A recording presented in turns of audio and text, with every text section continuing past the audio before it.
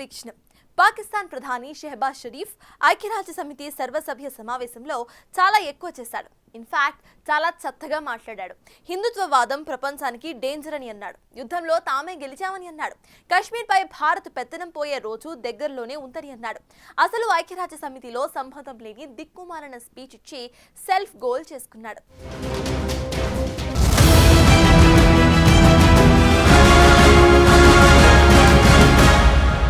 Ladies and gentlemen, there must be no space for hate speech, discrimination or violence against any person or against any religion. Hate-driven ideologies such as India's Hindutva-driven extremism pose a danger to the entire world. Right. చూసారుగా పాక్ ప్రధాని Shehbaz Sharif comments. మాట్లాడిన దానికి అర్థం పర్థం ఉందా? అసలు తలాతూక ఏవైనా ఉందా? ఏది పడితే అది మాట్లాడి ఇండియాపై 4 రాళ్లు వేసి వెళితే ఓ పనైపోతుందనుకున్నాడేమో. ఐక్యరాజ్య సమితి జనరల్ అసెంబ్లీ 80వ సమావేశాల్లో నోటికొచ్చింది మాట్లాడాడు. అయితే పాక్ పీఎం ఒకవేళ భారత్ వైపు చూపిస్తే 4 వేళ్లు పాకిస్తాన్ వైపే చూపిస్తాయని మర్చిపోయాడేమో.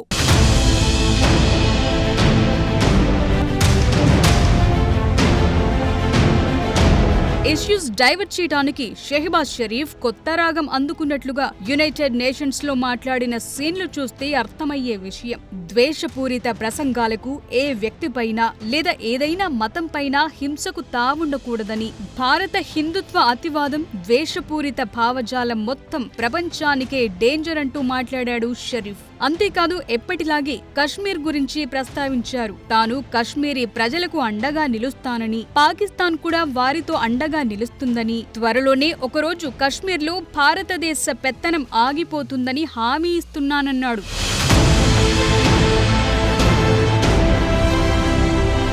పాక్ పీఎంఓ నోటి నుంచి వచ్చిన ఈ మాటల్ని చూసిన వారు అసలది నోరా మరి ఇంకోటా అన్నట్లుగా ఫైర్ అవుతున్నారు. ఎందుకంటే సొంత దేశంలో బలూచిస్తాన్ వాసుల్ని పీడించుకు తినటం, ఖైబర్ పంక్తుంక్వాలో మానవ హక్కుల ఉల్లంఘనలు, ఉగ్రవాదులందరికీ షెల్టర్ ఇవ్వటం, వారి అంత్యక్రియల్లో బహిరంగంగా పాల్గొనటం, ఇవన్నీ చూసిన వారికి పాక్ పీఎం ఏం జవాబు చెప్తారు? 100 ఎలుకలు తిన్న పిల్లి తీర్థయాత్రలకు వెళ్లిందన్నట్లుగా ఉంది కథ. ఇదే విషయంపై అదే ఐక్యరాజ్య సమితి వేదికగా భారత్ ఘాటుగాని తిప్పికొట్టింది. భారత ప్రతినిధి పెటల్ గెహ్లాట్ పాక్ ప్రధానిని కార్నర్ చేశారు.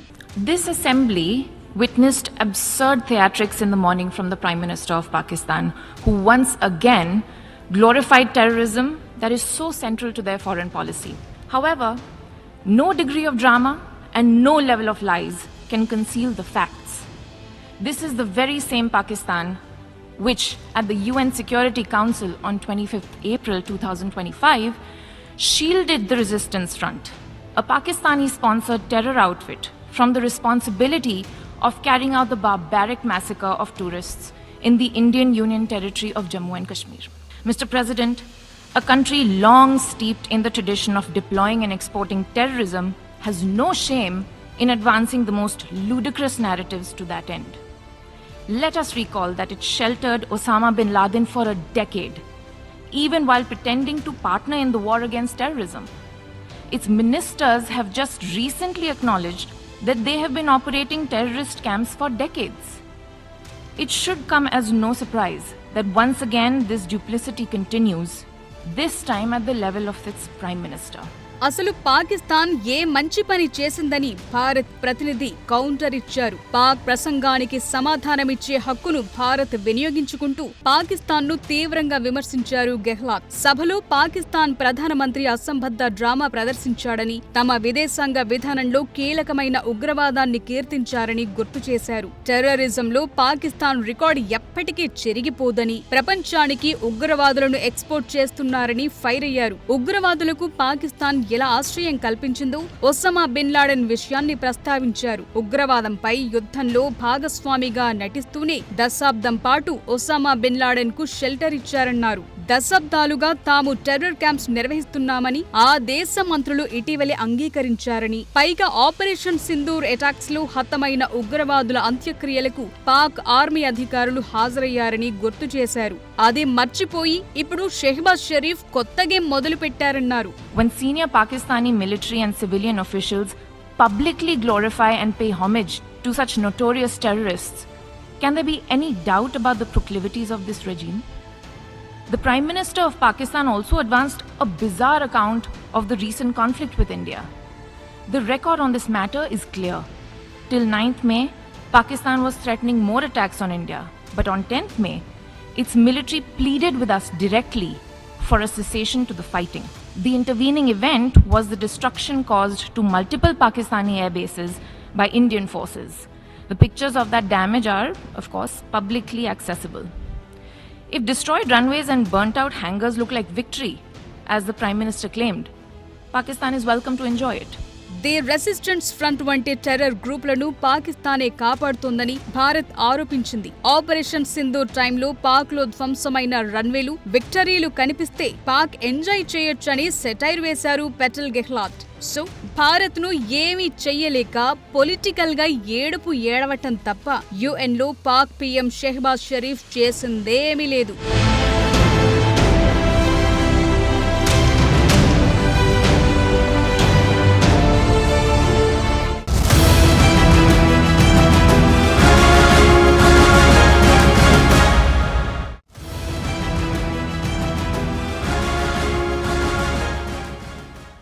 అతివాదం అన్న మాట పాక్ ప్రధాని నోట రావటం అటెన్షన్ డైవర్షన్ కోసమే.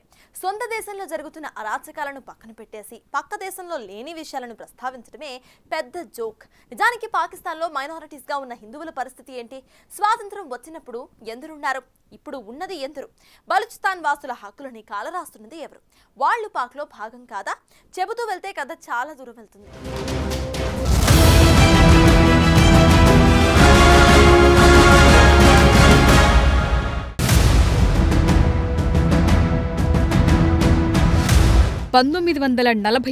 పాక్ ఏర్పడినప్పుడు హిందువుల సంఖ్య 24% ఉండేది. అది 2025 నాటికి 2% తగ్గింది. అంటే ఈ మధ్యలో ఏం జరిగింది? ఇది మతపరమైన అసహనం కాదా? బలవంత మత మార్పిడిలు, దాడుల వల్ల జరిగింది. దీనికి పాక్ ప్రధాని షరీఫ్ ఏం జవాబు చెప్తాడు?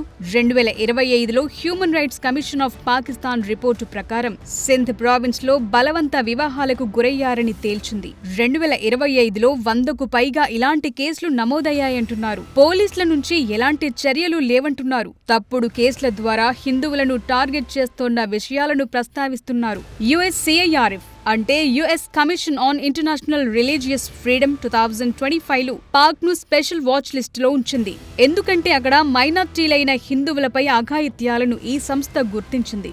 డిజిటల్ హేట్ పెరుగుతోందక్కడ. అసలు షెహబాజ్ షరీఫ్ చెప్పిన దానికి, యుఎన్ సర్వసభ్య సమావేశంలో మాట్లాడిన దానికి అసలు సంబంధం ఉందా అన్న పాయింట్ తెరపైకొస్తోంది.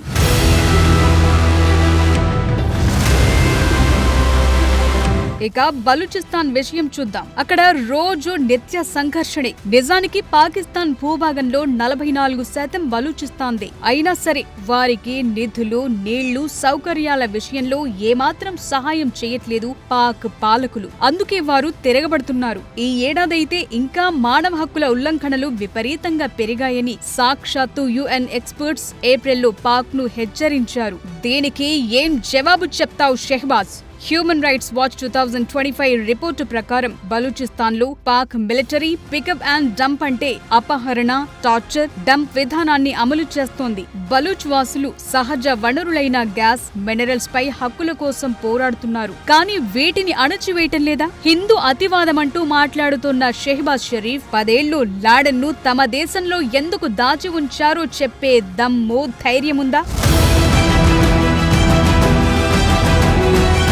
అసలు పాకిస్తాన్లో అంతర్గత సంక్షోభాలు ఎన్నో ఉన్నాయి. ఎకానమిక్ క్రైసిస్ ఉంది, రాజకీయ అస్థిరత ఉంది. ఏ ఎన్నికలు పెట్టినా అవి వివాదాస్పదంగానే ఉన్నాయి. టెర్రర్ ఇండెక్స్ లో పాకిస్తాన్ 2వ స్థానంలో ఉంది. ఇంట్లో ఇన్ని సమస్యలు పెట్టుకుని భారత్ పై విమర్శలు చేయటం ద్వారా పాక్ ప్రజల దృష్టి మళ్లించే ప్రయత్నం తప్ప మరొకటి కాదు. ఇంత మాట్లాడిన షెహబాజ్ షరీఫ్ భారత్ లో శాంతి చర్చలకు సిద్ధంగా ఉన్నామన్నాడు. ఇది ఎంత పెద్ద జోక్. సరే, భారత్ తో చర్చలు జరపాలంటే, నిజంగా శాంతి కావాలనుకుంటే పాక్ లో ఉన్న ఉగ్రవాద శిబిరాలను ధ్వంసం చేయాలి.